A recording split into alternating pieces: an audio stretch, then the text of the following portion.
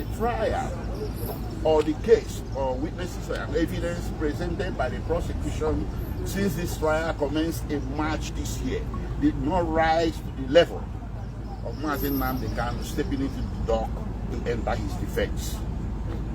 We did that in writing. Ndewonu ụmụnne m ndị Igbo ndị ọma njem ọnụ, ekelekwa m unu. Ebe nsi ewetara unu ozi a bụ n'ụlọ ozi ndị sim.si ha asịrị FM. Aka m bụkwa nwanne gị nwoke 042 Solex, onye akụkọ ụwa. Ihe onyonyo a ị na-ahụ n'iru ebe a bụ ozi nke si na ụlọikpe Federal High Court nke dị n'Abuja wee pụta tata bụ Friday 18 July 2025. Ma ya bụ ihe onyonyo na-egosi otu n'ime ndị ọkaiwu Mazi Nnamdi Kanu bụ barrister Aloy Ejimakor dịka ọ na-agwa ma ndị nta akụkọ ma ọtụtụ ụmụafọ Igbo ndị bịara na ya bụ ụlọikpe tata ịkwado nwanne anyị nwoke bụ Mazi Nnamdi Kanu. Ọtụtụ ụmụafọ Igbo ndị bi na mba Amerịka ma ndị sikwa na mba ndị ọzọ dị iche iche wee bịa na ya bụ ụlọikpe tata igosi nkwado ha nye Mazi Nnamdi Kanu. Dịka ya bụ onye ọkaiwu siri wee kwuo, ọ kọwara na ihe mere n'ụlọikpe tata bụ na ha bụ ndị ọkaiwu na-ekwuchitere Mazi Nnamdi Kanu ọnụ ya tinyere akwụkwọ nke akpọrọ no case submission n'ụlọikpe. O wee sị na ihe ya bụ no case submission pụtara bụ na ha bụ ndị ọkaiwu na-ekwuchitere Mazi Nnamdi Kanu ọnụ ya elechala anya wee hụta ebubo niile na ihe akaebe na ndị akaebe niile nke ndị gọọmenti etiti Naịjirịa kpọtarala iji wee bogide Mazi Nnamdi Kanu kamgbe a malitere ikpegharị ikpe a na ọnwa Maachị n'afọ a, na ha elechala anya na ihe ndị ahụ niile erughị, ọ bụghị onwe ihe ọ pụtara nke Mazi Nnamdi Kanu ga-eji apụta ka ha kpechitewekwere ya ọnụ ya. O wee sị na ha edebuola ya ede n'akwụkwọ wee nye ndị ụlọikpe, ma ha pụtakwara ntata wee kwuo na ihe ndị ahụ niile ndị gọọmenti etiti Naịjirịa wetara ha ji wee na-ebo Nnamdi Kanu ebubo na onweghị n'ime ha rijuru afọ. Mana ọ sị na dịka ha kwuchara nke a na ndị gọọmenti etiti Naịjirịa sịkwara na ihe rijuru afọ nọ ebe ahụ na agaghị ahapụ ya otu ahụ. Ọ gakwa n'iru wee sị na ya bụ onye ọkaikpe okwu ahụ dị n'aka bụ Justice James Omotosho etinyela ụbọchị a ga-anọkwa ala ma ọ bụrụ na ọ laghachite azụ site n'ezumike nke ọ na-aga bụ vakeshọn, na o tinyela ụbọchị mkpụrụ ụbọchị nke 10 nke ọnwa Oktoba n'afọ a bụ ụbọchị a ga-anọ wee kpebie ma ebubo na ihe niile nke ndị gọọmenti etiti Naịjirịa ji wee na-eche Mazi Nnamdi Kanu ma o rijuru afọ ma o rijughị afọ. Ya bụ barrister Ejimakor wee gakwa n'iru sị na ọ bụrụ na abịakwa n'ụbọchị ahụ bụ 10th Oktoba na ya bụ ikpe gaa ka anyị si wee na-eche na ndị ụlọikpe ga-atọhapụ Mazi Nnamdi Kanu, mana ọ bụrụkwa na ọ gaghị ka anyị si wee na-eche na ọ pụtaghị na atụọla Mazi Nnamdi Kanu nga, kama na ọ pụtara na ndị ụlọikpe ka ga-akpọghachitakwa ha bụ ndị ọkaiwu na-ekwuchitere Mazi Nnamdi Kanu ngwa ha bịazịa kwuo ihe nke ha ga-eji wee defendia Mazi Nnamdi Kanu. Ogologo kwa dị mmanụ ka mgbede, ya mere buru oche gị kpụdobe nso ma nọrọ ala ka anyị nyọ anya na ya bụ ihe onyonyo ma nụrụ n'olu ya bụ onye ọkaiwu Mazi Nnamdi Kanu bụ barrister Aloy Ejimakor. Ya mere asịla na Solex sị kama lere onyonyo ya.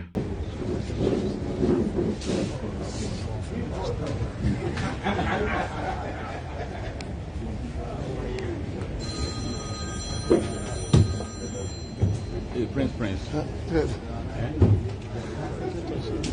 Can't see the face, so.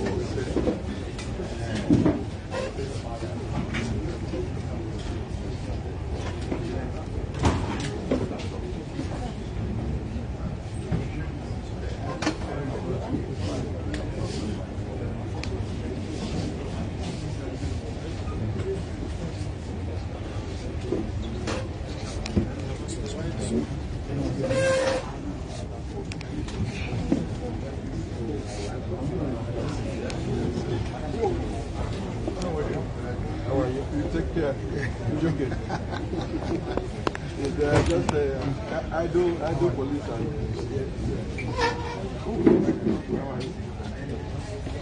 onye ndu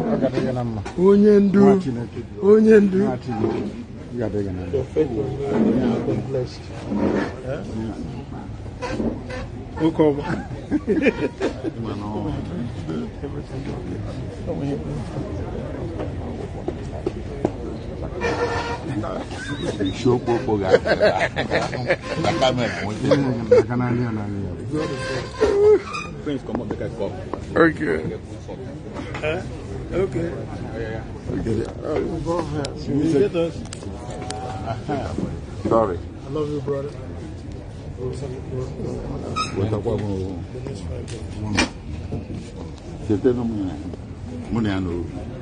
Okay. Say a picture I will Don't worry. he said Okay. the court hearing today.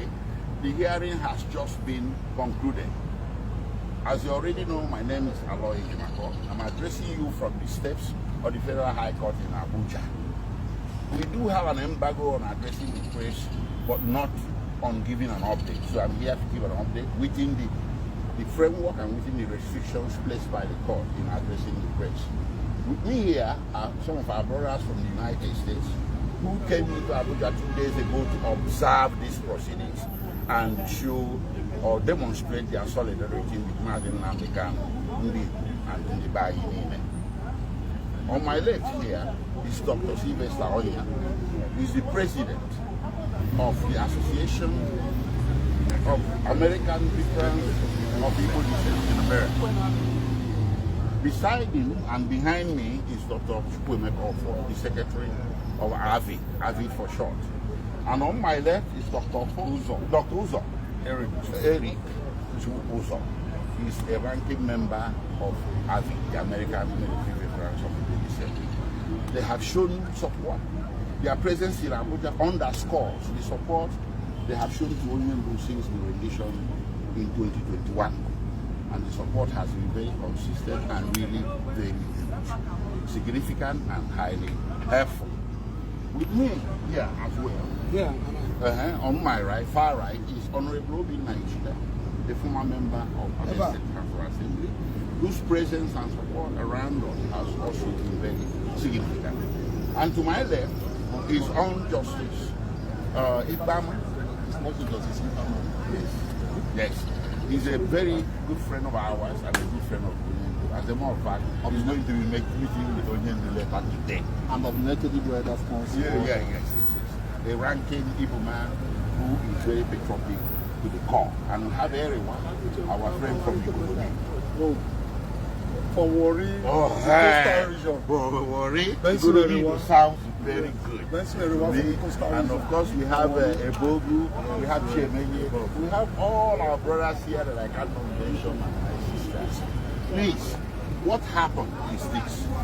Today we made a no-case submission. The meaning of no-case submission is that the trial or the case or witnesses and evidence presented by the prosecution since this trial commenced in March this year did not rise to the level of Mazi Nnamdi Kanu stepping into the dock to enter his defense. We did that in writing, and we also supported it with a verbal presentation today. And the government made a counter presentation as well.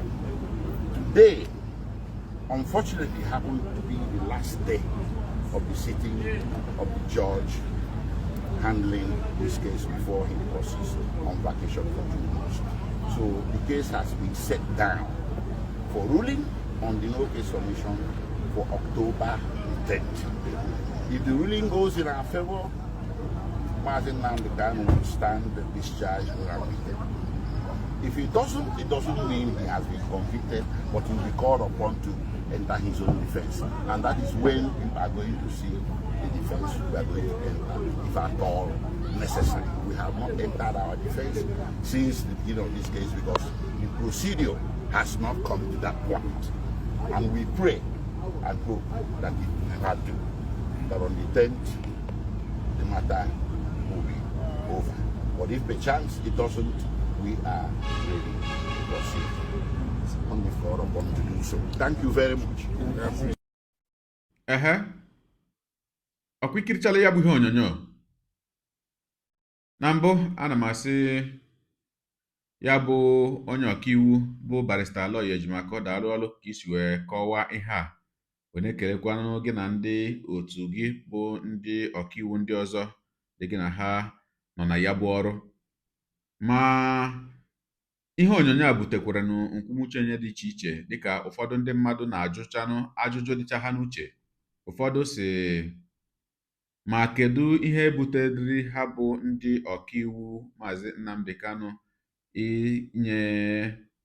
itinye akwụkwọ ya bụ no case submission? Ọ pụtara na onwezi ihe nọ ha n'ọnụ ha ga-eji ekpechitere Nnamdi Kanu ọnụ ya n'ebubo niile na ndị akaebe niile akpọtachara ndị bịara boo ya ebubo?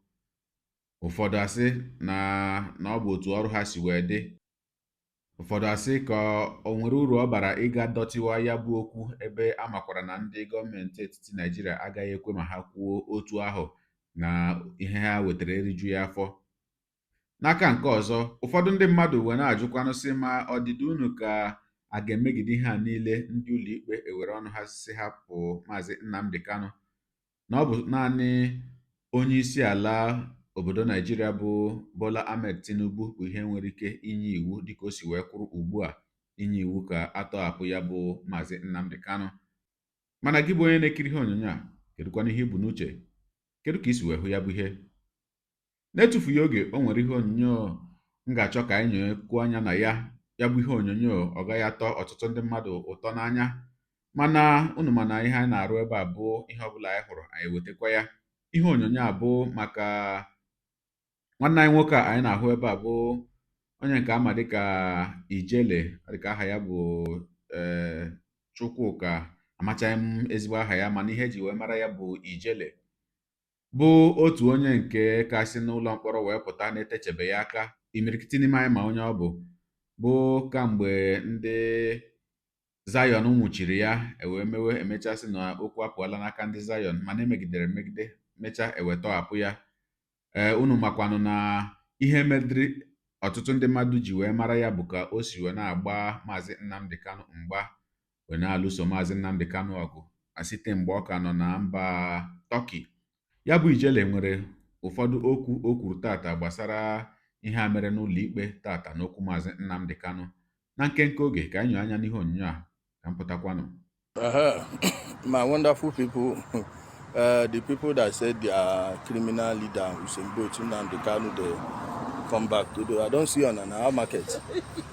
Now market, how you take go? Shebi you don't they play for now and I don't they see clear when I go get say. My mama when I go the momo no case submission. How? Or start by you soldiers doing all the thing where you say no. You people are hoping for no case submission. Like on what planet? On what planet that one they happen? Last one the one I said. Now I say they go leave am. Better can't leave and make I see do she. Oh now they cry you. Like crap on that tomorrow. Chukwu can okay. You go still there at one on, I tell on. As for the ones where they talk waiting they go do, waiting they no go do. No worry now, they wait for. I can accompany a car. But we need to push on. You push go no aka you push. At the end of the day, justice will be done. Okay? Now like cry from night till tomorrow. I go tell us whether I'm big past the whole Nigeria. Everybody, the Shia leader, collector, now you know collector. Make President Tinubu free am. So I go see use am against them. Tell not say see am, no defend their interest. And on a go, they no go even expect anything for that. No electoral value. How many elections without you and the person still win? Politically, you are relevant. You number no they shift the needle. Tell yourself the truth. You just need to know how to apply your number at the right places in the right time. South now. Next time, I see. I assure you they get down, power they go north, vice, VP they go south. They go collect under 8 years, you have to go still chop and next time we this south. Unless one I get sense. I don't tell them. You understand? Yeah. So now one get sense, so get sense. So you go spoil your place, so no problem. Sit at home from now till next generation, you no change anything. My people, thank you so much and Don't mind them, all these things, they are jumping up and down, say you come out, you come out. No, they come, make you come out, make a consider. And the military tribunal option still there. So, make you accept this one in good faith. You say you be fighter, be fight, don't chop your head. Make them accept that as good faith. Show una call and hero. You say if you buy, Nnamdi Kanu say if you buy, Biafra go come abi. Make you buy, make the thing people come. Abi you know what make you come again. Thank you so much, my people. I love you. Stay blessed. Ọkụ ikirichala ya bụ ihe onyonyo. Ụfọdụ oge ana m ajụwa onwe m ajụjụ si kedu ihe na-eme na ọ bụ mgbe ọbụla ị hụrụ onye Igbo na-enwe nsogbu, lee anya n'akụkụ ị ga-ahụrịrị onye Igbo na-aghanye aja na nsogbu ahụ ọ na-enwe. O nwekwara ike enwere ndị Igbo karịchara mmadụ narị na-agba mbọ na-achọ ka emezie nsogbu ahụ ka nwanne ha pụta na nsogbu, mana lee anya n'okpuru nsogbu ahụ ị ga-ahụ ndị Igbo na-aghanye aja na ya bụ ihe. Kedu ihe kpatara ya? Were ajụkwa onwe m ajụjụ ọzọ si kedu ihe kpatara na ndị ọzọ, ndị agbata obi anyị dị iche iche anyị nwere na obodo Naijiria, onye ọbụla nwanne ya nwere nsogbu, ihe ị ga-ahụ ndị obodo ahụ niile na-eme bụ kedu ka nwanne ha ga-esi apụta.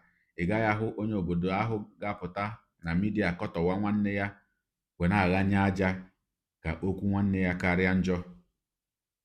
Mmadụ dịka Omoyele Sowore, mgbe ya na ndị gọọmenti etiti Naijiria nwere nsogbu, ahụnubeghị m onye Yoruba pụtara na midia kọtọwa Omoyele Sowore si na o mere arụ. Mmadụ dịka Sunday Igboho, ahụnubeghị m onye Yoruba pụtara na midia kọtọwa Sunday Igboho si na o mere arụ, si na ndị gọọmenti etiti Naijiria ga-atụrịrị ya nga. Na ọtụtụ ndị ọzọkwanụ, mmadụ dịka El-Zakzaky, onye isi ndị Shiite Muslim, kamgbe a malitere kpụgharị nwa nwoke ahụ, ahụnubeghị m ebe otu onye ugwu ọbụla pụtara wee nọrọ na midia na-asị na ya bụ nwoke na o mere arụ. Ọsọsọ ndị Igbo bụ ihe ga-apụta obi aka anyị, ọ na-atọ anyị ụtọ ị na-asịsị tụọ nwanne anyị nga, si gbuo nwanne anyị na o meela arụ, na o meela ememe. Ọ jọkwara njọ. N'ime ihe a niile na-eme n'ala Igbo kwasarala, m na-eche na ihe kwesịrị ka onye ọbụla na-eche ugbu a, ka onye ọbụla na-ekwu maka ya ugbu a bụ ihe a ga-eme ka ala Igbo dị mma. Ebe ọtụtụ ndị mmadụ ndị so ebute ala dị mma na be anyị sizi na ọ bụ maka njide ejidere Mazi Nnamdi Kanu bụ ihe mere ha ji wee na-eme ihe ha na-eme, ka ha tọpụ Mazi Nnamdi Kanu ka anyị mara ma be anyị oge jụọ oyi. Mana ọ dị nnọọ ka gasị na ụfọdụ ndị mmadụ achọghị dị mma ma be anyị ọ jụrụ oyi ma ọ jụghị oyi. Ọ dị ka gasị na ọ na-atọ ụfọdụ ndị mmadụ ụtọ ka ọkụ na-agba na be anyị, mana ọ dịkwa njọ. Ọ dị mma, gị bụ onye na-ekiri ihe onyonyo a, deere ebumnuche gị, kedu ka isi wee hụ ya bụ ihe nke ikiri ugbu a na ngalaba okwu, ka anyị mara uche gị, n'ihi na uche onye adịghị ya njọ. Daalụkwa gị na-eso eburu anyị sonye. Ekelekwa m gị, onye asị gị jide ka iji, onye asị ya jide ka o ji, ị mara na nke o ji kacha mma. Ekpere m bụ na Chineke nna ga na-anọnyere gị ọpụpụ gị na mbata gị, na-etinyere gị aka n'ezi ihe niile nke ị na-eme. Gị taa ka bụkwanụ mbụ ị na-ahụ onyonyo anyị, asị gị nnọọ, onye gị na ya ka nọkwa bụ 042 Solex, onye akụkọ ụwa n'iru akwụkwọ efere mba ụwa. Ya mere, ọ bụrụ na ka m mere dị gị mma n'obi, nwanne biko, ọ bụ na Facebook ọ na Instagram ka na-ahụ onyonyo, pịara m follow. Ọ bụ na YouTube ka na-ekiri ya bụ ihe onyonyo, pịara m subscribe ya na mgbịrịgba anya n'akụkụ, ka ime ike na-enweta ihe onyonyo ndị ọzọ nga na-ewetara gị n'ọdịnihu.